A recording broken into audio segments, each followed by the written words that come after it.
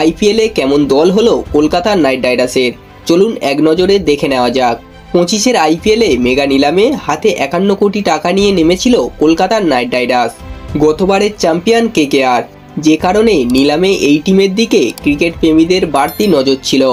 সকলের প্রত্যাশা কি পূরণ করতে পারল কেকেআর? এ নিয়ে উঠেছে বিরাট প্রশ্ন। আইপিএল 2025 মেগা নিলামের আগে 6 জন ক্রিকেটারকে রিটেন করেছিল KKR. Rinku Singh, Varun Chakravarthy, Sunil Narine, Andre Russell, Harshit Rana ও রমনদীপ সিং। জেড্ডায় হওয়া আইপিএলের মেগা নিলাম থেকে যে ক্রিকেটারদের কিনল কলকাতার নাইট রাইডার্স রইল পুরো তালিকা, চলুন দেখে নেওয়া যাক। ভেঙ্কটেশ আয়ার, আন্ড্রিক নোকিয়া, Quinton de Kock, Angkrish Raghuvanshi, Spencer Johnson, Rahmanullah Gurbaz, Vaibhav Arora, Rovman Powell, Manish Pandey, Mayank Markande, Luvnith Sisodia, Ajinkya Rahane, Anukul Roy, Moeen Ali, Umran Malik. বন্ধুরা, এই ছিল কেকেআরের সম্পূর্ণ তালিকা। ভিডিওটি কেমন লাগলো অবশ্যই কমেন্ট করে জানাবেন।